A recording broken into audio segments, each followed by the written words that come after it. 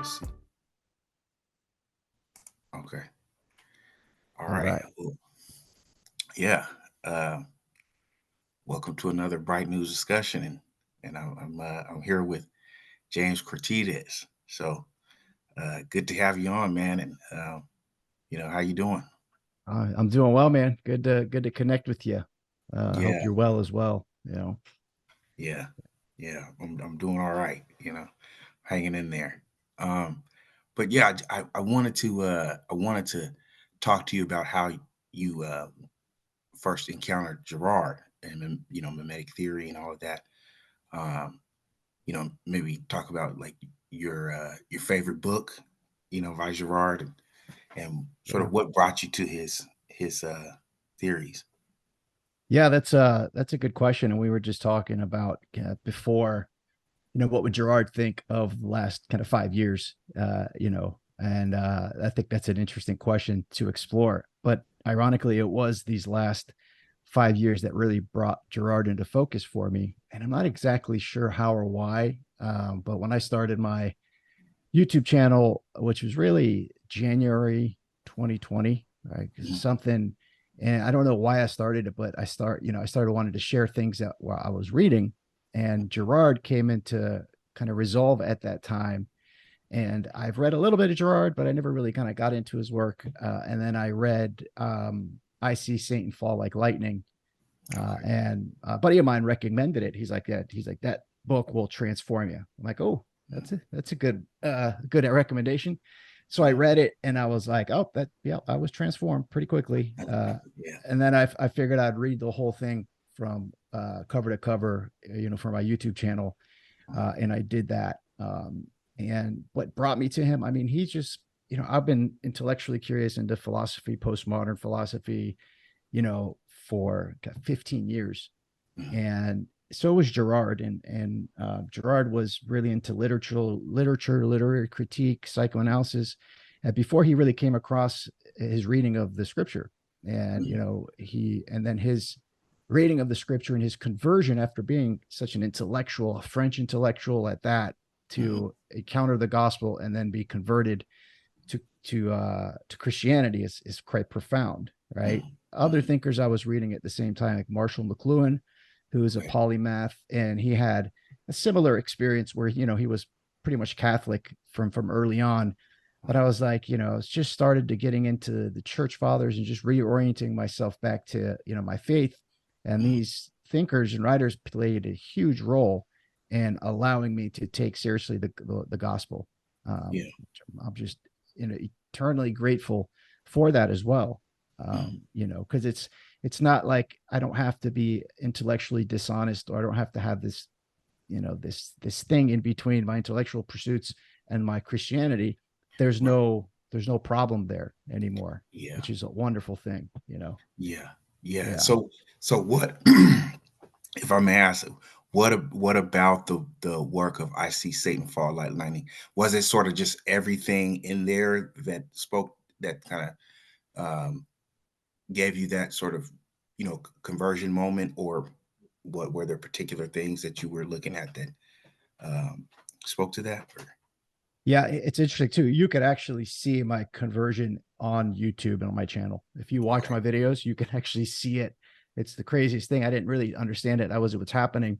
But that book, the title alone, I See Satan Fall Like Lightning. It's like, whoa, Mhm. okay. Well, what does that Yeah. mean? And then it's from a gospel reading by Saint Luke of Satan falling onto earth, right? Mhm. Where he wasn't defeated Mhm. totally yet, right? He's on earth and he holds reign, right?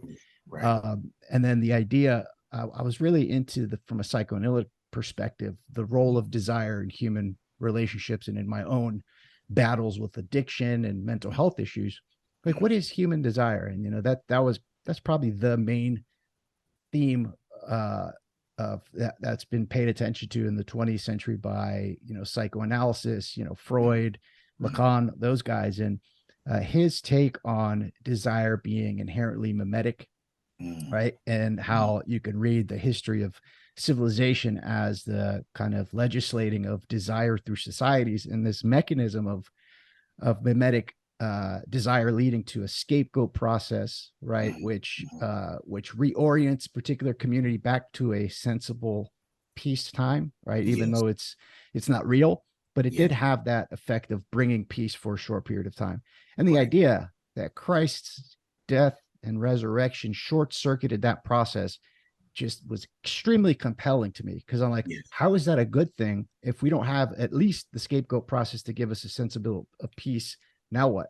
Right. And that's Right. when you get into the apocalyptic nature of Christ's Mm-hmm. mission. And as Girard was saying in his later work, how we're going to see the amplification and the increase in rapidity of these mimetic clashes that, Mm-hmm. and now you don't even see the peace come anymore. Like you saw with the Right. Trump protests, George Floyd and all that, it doesn't even lead to a sensible peace. So you see things kind of ramping up, Yeah. Yeah. and he was just right. Like looking Yes. back at it, it's like, oh, he was more than right. And then, Yeah. it gives you a sense of hope Mm-hmm. in what looks like a dire situation. Yeah. But the sense of hope it's not really clear. And I have this, maybe I can read this paragraph or two here Please. from Yeah. the end of Things Hidden Since the Foundation of the World. Yeah. It's like two paragraphs here. Okay. So here he's going to talk about like there's no more programs to Mm-hmm. kind of he just goes about looking about the critique of deconstruction and postmodernism, how it took all of the great narratives and writers and deconstructed them, Mm-hmm. but that didn't really pan Mm-hmm. out. And then what he says about, he talks about his encounter with the Gospels after reading these deconstructionists, I think is pretty good way to start here. So he says, what is important above all is to realize that there are no recipes. There is no pharmacon anymore, not even a Marxist or a psychoanalytic one. So pharmacon is a Greek term which means it's both a cure and a poison, like a Right. pharmacy, right? Right. So a Right. pharmacy, you go and you could take a drug, you take too much of it or die if you take Yes. just the round amount, So he's saying there's no silver bullet. He says Mm-hmm. recipes are not what we need, nor do we need to be reassured or need to escape from meaninglessness.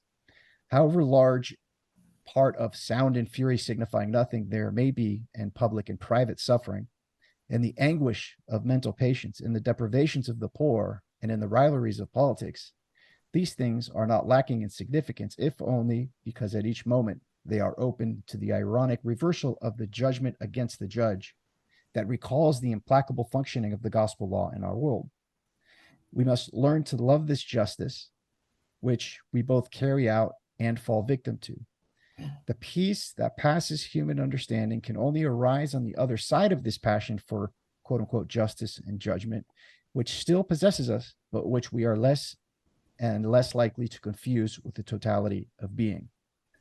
And then last section, he says, I hold that truth is not an empty word or a mere effect as people nowadays.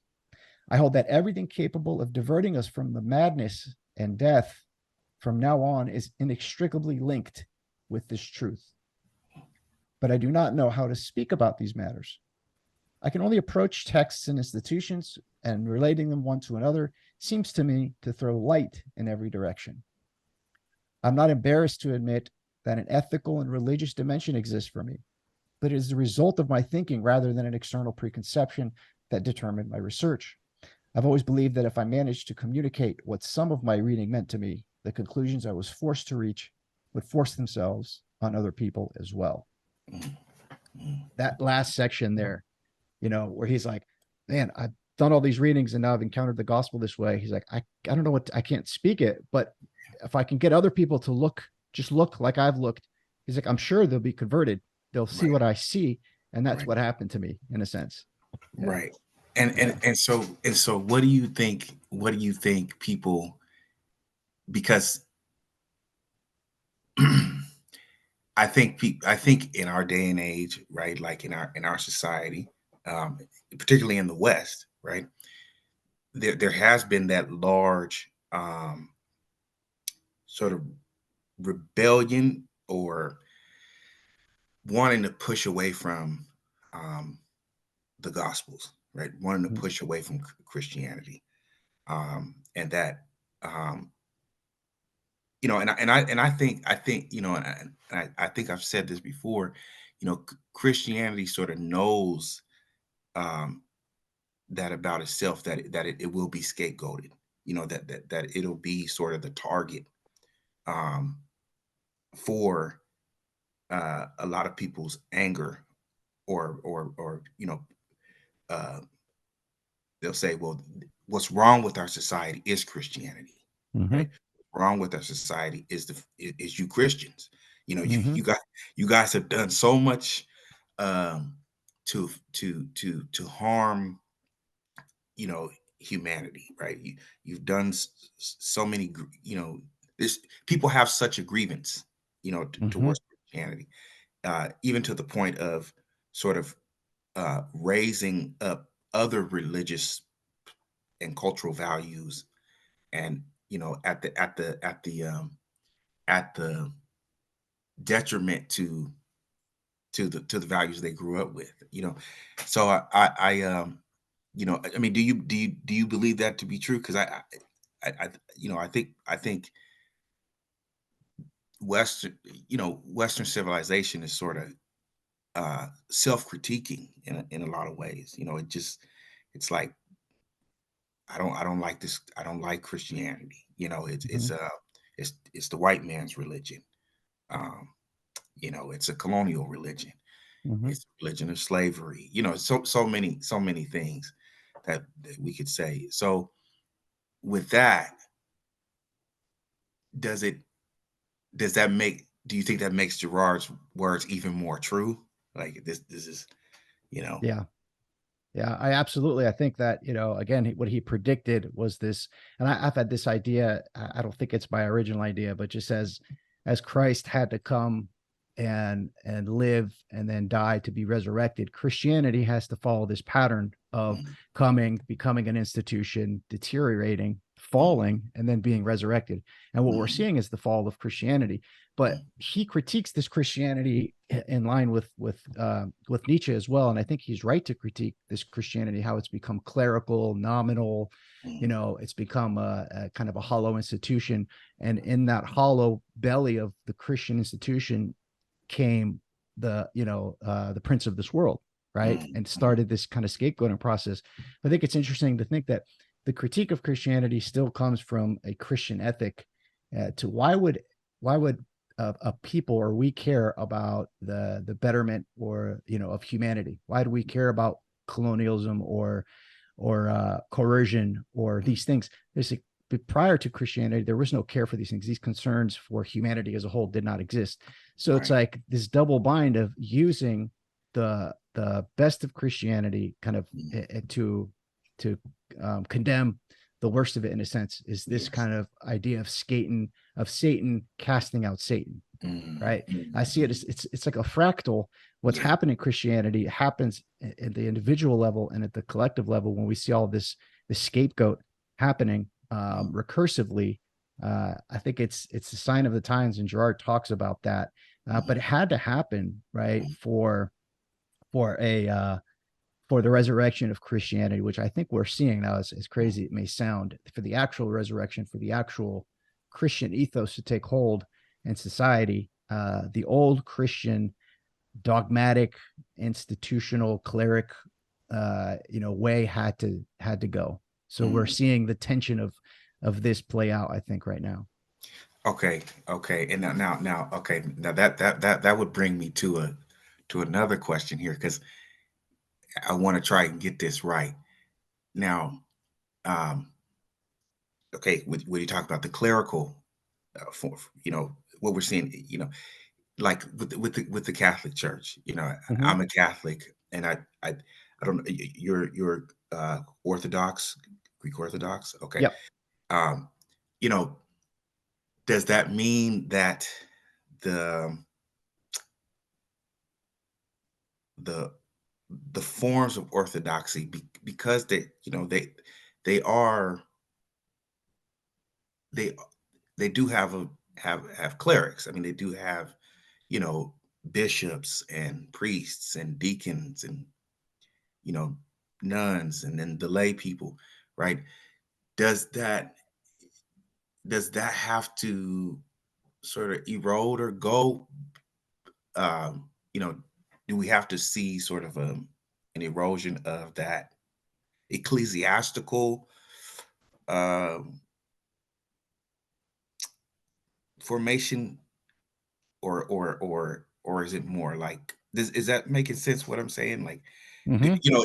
like, do we have to? Does everybody have to sort of become like Protestant in a way, or something like that, Yeah. or do you mean something, or does that mean something else? Does it, No, I think the structure in itself of having the structure of Christianity and the church on earth is not what the problem is, right? But it's the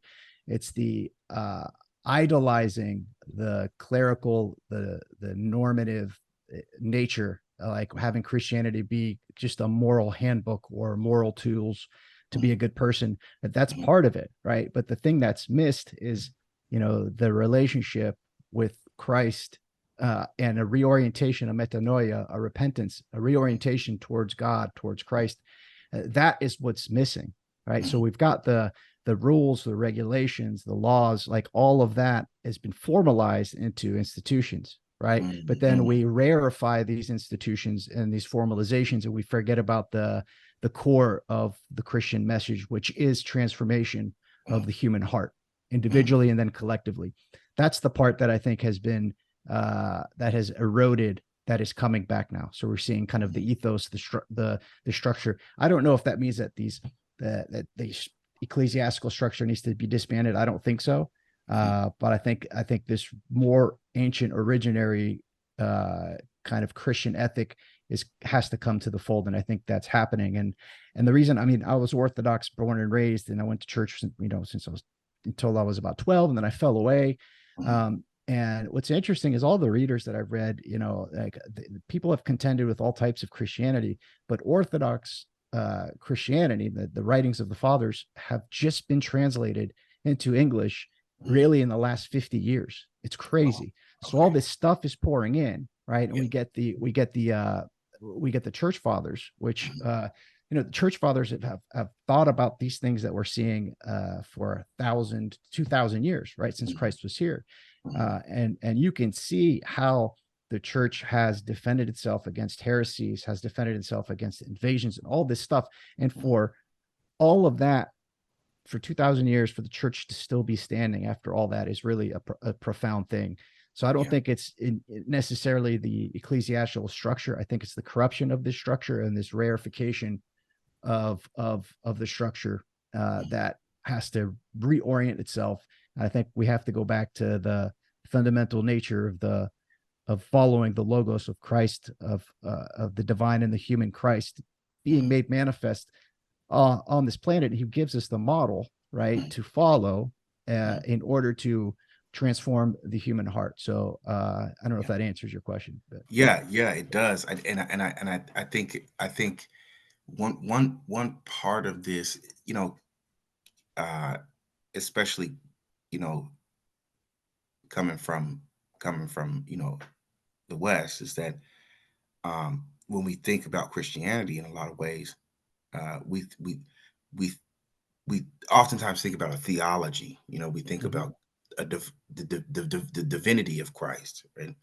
And sort of l- leave out the anthropology that's going on, or the human nature of Christ. You know, his life here on earth, and I think that's sort of the the problem, that we have here, is that we don't want to think about how Christianity works on a in an anthropological way, right? Like for me, I came I when I started reading Girard, I started reading him from an anthropological lens. I was really interested in, uh, you know, well, my favorite book, Violence and the Sacred, you Mm-hmm. know, and I wanted to know all about the whole thing of the sacrificial mechanism. Why all these societies, in different parts of the world, why they all had some form of sacrifice, or you know what was this thing about? Like, why do they practice cannibalism? That's such a strange or very, um, you know, it just, you know, it was such a strange thing to sort of conceptualize because you like, why would human beings eat one another? Mhm. That that just made me, you know, I was fascinated and at the same time, what's the word? Uh scandalized by it almost, I Yeah. guess. You know what I mean? Horrified. Yeah. Yeah, yeah, yeah. How long ago did you have that question and come into Gerard? What year? How long ago would you say Man, that was? oh man. So the thing is I was thinking that question when I was in high school. I had to be like 16, 17, 18 years old, right? But I hadn't really I didn't know about Gerard. I didn't know about the work of Gerard and stuff. Mhm. And I didn't even really know what subject to study in order to, or what subject to really engage with, to sort of wrap my head around that, thinking about human sacrifice and cannibalism stuff. So I around, I think, the age of 22, I Mhm. started coming upon like Girard. I had heard, I was reading a lot about philosophical anthropology, right, and stuff like Claude Levi Strauss, like when he went to South America, Mhm. and Melanowski when he went to Papua New Guinea, and all of that, and then James Frazier and how he, would do this. He was doing a lot of ethnology, the comparison between cultures and stuff.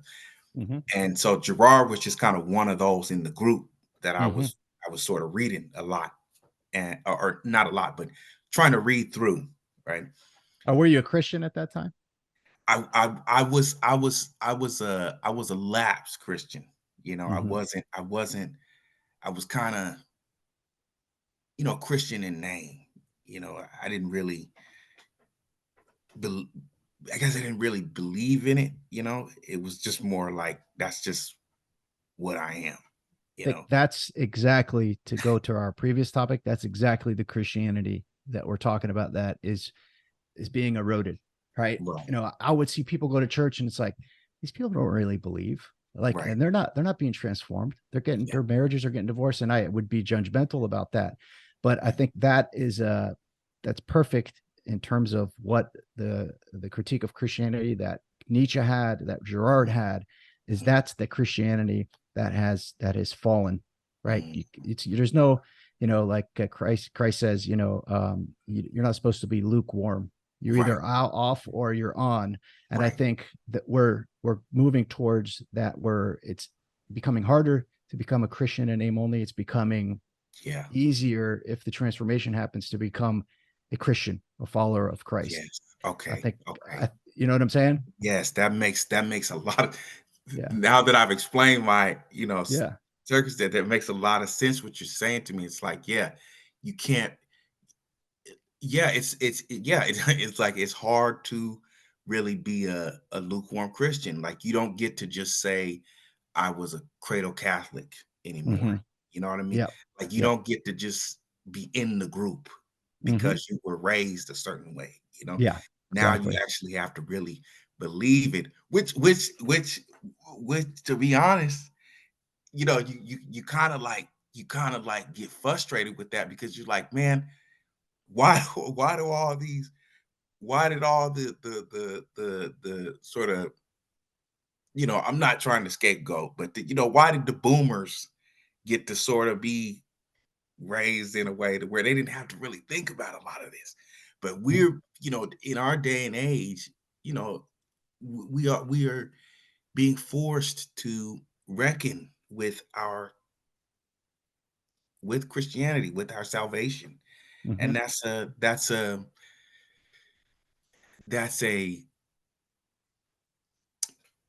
it's a dish, I don't know how to say it. It's a disheveling kind of feeling because you're like, man, I'm scared. I don't, Mhm. I don't. Do I really want to give everything? Do I really want to just put my hands up and say, okay, like you know, I'm giving it all. Like I'm really want to be in this, and I really want to follow Christ. And you know, uh, imitate, you know, that same, spirit. But it's like the same time, the world is so, you know, so desirable. There's so many things that that you desire, and I know it's because, well, you desire because other people are, desiring, or they're or they're directing you in that direction. Like, you should desire to Mhm. want to have, you know, lots of relationships. You should desire money, and Mhm. fame, wealth. You should desire, you know, whatever it is, and that, it's like what did Paul say? He said, uh, uh, you know, or no, Jesus said that the spirit is willing, but the flesh is weak. Mhm. know? And then Paul said, he said, that that I that that I that I that I should do, I do not, and Mhm. that I shouldn't do, I constantly find myself doing. You know, it's like that. Christians from the get go already knew that, like, yeah, you're gonna this is gonna be like a struggle. You're gonna Mhm. struggle with this. And now that you say it, it's like it makes so much more sense. Like, yeah, now you can't really be a closet Christian anymore. You No. know, you No, don't get to, no, yeah, that's not an, we're in a meaning crisis, and Gerard, pointed that out as well. Like, to be a Christian in name only doesn't alleviate the pain caused from the meaning crisis. It doesn't mm, work anymore. So you have to go, you have to be transformed, and the thing is, it's hard.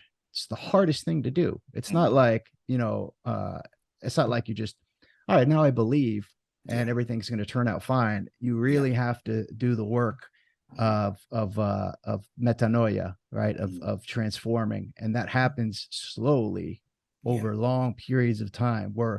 We're in this kind of spiritual a la carte society now, where it's like, oh, Buddhism, I could mhm, just meditate, and then I'll have mhm, this. I take a little bit from here. I have my little, a little bit here, a little bit here, and I just waiting for that transformation to happen. It mhm, doesn't happen. It happens over time as you cleanse the heart, right? And yeah, as you reorient, as you pray, as you follow Christ's commandments, as you take the sacraments, right? It happens slowly over time. Space and time is created in the heart for more of the Holy Spirit to come in and dwell within you. mhm, And the more that that happens, the more the relationships between you and your loved ones, between you and your coworkers, and between you and institutions starts to normalize and kind of make sense. And it happens mhm, kind of gradually over time.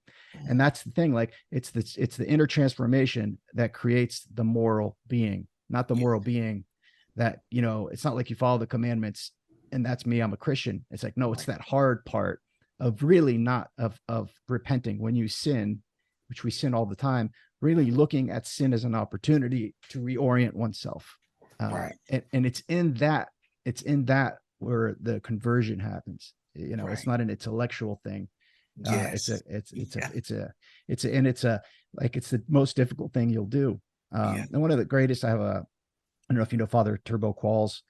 I He's do. been on the internet here. He told me, I was on a phone conversation with him, and he Mhm, said, with the question of the deterioration of the world and what we're seeing, he mhm, said, Orthodox Christianity teaches you not to flinch. I'm like, mm, oh, and I mhm, don't know why that stuck with me. I'm mhm, like, okay, teaches you not to flinch, and mhm, having a faith, that is strong to, still feel the vicissitudes of the world, but not to flinch is very kind of compelling. right, right. And when he says that, is it in a sense that it teaches you not to, like, if you sort of, you know, fall short of the gospel, that you can, like you said, reorient yourself to, and have that sort of reconciliation, with Christ. Or what is he, like, what is he saying there with the, like, the not flinching, like, or is it like to not be afraid of not be afraid of really trying to live out a Christian life? Or Yeah, I think it's a good question to really drill down on that. I think it's, you know, if you really believe with Mhm, your whole heart, right, then mhm, whatever happens, we see the martyrs that have been part of the church for 2,000 years that had their hands cut off, their tongues cut out. Saint Demetrius, yeah, who's my namesake, right, was mhm, thrown to the lions, and he mhm, still had that faith, yeah, right? Talk about not flinching, yeah, right? Where you just get thrown to the wolves, and you're like, all you have to do is just say you're not a Christian. yeah, Nope. yeah, You'll have everything. You have these riches. You're a general already. Just say, yeah, nope. So that's yeah, what not flinching means. Like, and so in this day and age where things are, more psychologically torturous rather than, physically, even though it's still a little bit of both, yeah, right?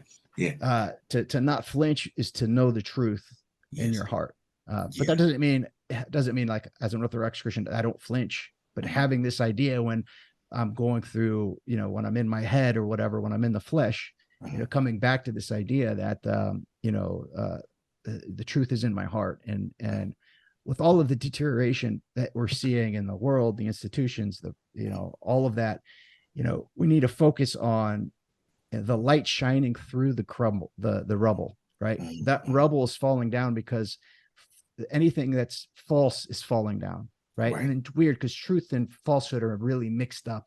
That's the right, weird part. Like the sin and falsehood really wears truth as its cloak. So it's mhm, hard as we're all being gaslit, but it's mhm, more like to pay attention as the light's coming through. Like, I think we're seeing the dawn of the new age, dawn of something new, mhm, right? I forgot who his quote. I forgot who it was now, but he said, "The end of the world is always and necessarily nothing but the end of an illusion. The end of mm, the world is always and necessarily nothing but the end of the illusion." So we're mm, seeing the illusion crumble, but we've been right, part of that illusion, right? And yeah, it's uncomfortable, right? yeah, But what it's crumbling because the truth is shining in, and we need to yes, focus on the light shining through the cracks of the rubble rather than the rubble, right? So I right, think right, that idea of not flinching and reorient towards the light coming through rather than the complete kind of collapse that we're seeing here. And then ultimately it's about, not fearing death. You know, yes, None of us get out alive. yeah, None of us get out alive, yeah, right? So it's like, what are we so worried about? yeah, One yeah, thing, I mean, I'm not even saying if you have the faith right now, but none mhm, of us get out alive. And right, we're all here in very interesting times, which mhm, are challenging and difficult, but they're opportunities for transformation. mhm, Not flinching, I think, is being able to come back to that realization, mhm, even for a split second when mhm, things are tough. Because it's yeah, not just the thing that's there always, right? right. It's about being able to find that again and be like, oh, okay, and kind of reorient you. Yeah. Yeah.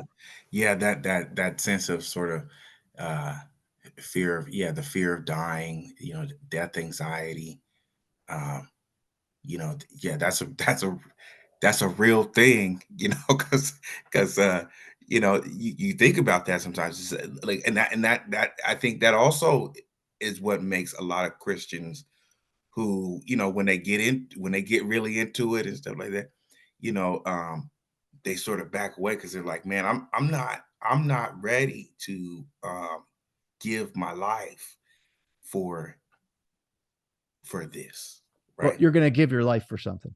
Yeah, There's right. There's no way around it. And and I think what we've seen from the boomer ages, and we're seeing with this techno utopian, they don't want Mhm, to give their life. They're like, I want to live mhm, through transhumanism. I want to live through mhm, downloading my consciousness into machines and mhm. whatnot. No, you don't. Yeah, You're doing the same thing. You're giving up your life for a different kind of thing. There's no way to not give up your life. And I think that's the thing that we're forced to contend with. right. And the idea that Christ conquered death is a Mhm, profound is a profound thing to think about. Like Yes. death is actually conquered. And before, like, this idea of this human sacrifice really captured my attention a few years ago. And I'm like, I started looking and I Mhm. looked into it and I'm like, whoa, this wasn't some random tribe in New Guinea that practiced this. It was Right. ubiquitous Yes. across the Yes. globe in Japan and North America, the Mhm. Native Americans, the Mhm. Aztecs. Literally, it was the currency of being in the world at that time. So was Mhm. slavery. You know what I'm Mhm. saying? Slavery Mhm. wasn't even a concept to look at. It just was the way things were. It was the water Right. we were Right. swimming in. Same Right. thing with human sacrifice. And this idea really, it hit me where, the Gospels brought us from, the sacrifice of animals Mhm. to incense, right? And the Mhm. idea, the gospel story of Abraham and Isaac, Mhm. where I remember previously reading that, I'm like, why would God even pretend to want, Abraham to sacrifice his son? Yeah. And then right before he does it, God says, stop, Right. stop. It is finished, right? Right. And the idea that Christ came, sacrificed himself for us to eat of him, Mhm. right? His blood and his body. Stop Mhm. eating each other. Right. Eat of me. I'm the bread of life. It's like, well, Right. that takes a whole profound new meaning when you Yeah. think of cannibalism as the way things were before and how that has transformed us. But I think from going to Sunday school or even going to sermons in traditional Mhm. Christianity in the U.S., they're not going to talk about that. Right. Right. Yeah. Talk about that, Yeah. talk Yeah. about angels and demons, Mhm. which you know what I'm saying. These don't Mhm. shy away from that. That's Mhm. important, Yeah. and I Yeah. think we've come into a world now where these are normal conversations to have about angels and demons with normies all over the place, like people at Right. the store, people at work, just Yeah. completely comfortable having these conversations. Where before, even 10 years ago, there's a one buddy that you maybe have this conversation with. Now everybody's like, oh yeah, I totally I Yeah. totally believe in it. Yeah, it's like literally it's literally all over the internet now. Like It's wild. everybody, even if I mean, because they're so interesting. I mean, I'll see like you know, a Catholic priest, and they'll be talking about I think there's one called Father Rippinger or something like that. But I mean, they'll be talking about that. Just face value, like, yeah, no, this is real. Hmm. You know what I mean? We wrestle not against flesh and blood, but against principalities, and also, the cannibalism thing, you know, y- when you look at the gospels, Jesus, when he says that, unless you eat of my flesh and drink of my blood, you shall not, enter, I think it's you shall not enter into the kingdom of heaven or something like that. And the people who are around him, they say, "Well, this is a hard saying, what he's saying, who can listen to that, Yeah. And so, so many of the people that were following him, they've left, and then Jesus said, and will you leave me too? His disciples, and they say, we're with you, we believe it, and when you think about that, that whole, and that is what I think that is what turned my direction to focus more on Girard rather than Hmm. all these other, anthropologists and philosophers. Um, Yeah. Could you you know, imagine being around at that time and being like, hearing all these parables, and then yeah, he says that, and you're like, what did he say? Did I hear yeah, that right? Can it, yeah. It's just I'm I'm like, all okay, right, I'm gonna head out. And yeah, yeah, and the funny part, or the ironic part, and the beautiful part is his yeah, closest disciple, Peter, turned mhm, on him. And that yes, had such a profound effect on me that my podcast, the Rooster's Crow podcast, mhm, was inspired by a reading of Girard of the moment that Peter realized, after the rooster crowed three times, realized that mhm, he denied the truth. He denied Christ, his closest follower, right? yeah, And yeah, that singular moment was simultaneously the worst moment of his life, yes, right? yeah, And the best moment of his life, because right, it was the point of metanoia. It was the point of repentance. It was the point right, of reorientation. So right, this idea that we're seeing the roosters crowing now, right? And we're mhm, seeing that we've denied the truth for so long that it's mhm, coming through and falsities are crumbling, right? yeah, So yeah, at the same time, we need to have that realization that Paul had when that rooster crowed. You've right, denied him. You've denied yeah, the truth, right? yeah, There's your opportunity for reorientation right right. there. Right, Yeah. right. Yeah. Yeah. Well, man, I'm really glad you came on, man, and I didn't want to take up too much of your time today, but I've really gotten a real good, you know, I think I can carry this with me, for for the rest of the week and Likewise. even longer. You know what I mean? Yeah. So Likewise, man. yeah, I really appreciate this, and hopefully I can have you on again soon, man. Yeah. We'll do it. We'll do Yeah, it, man.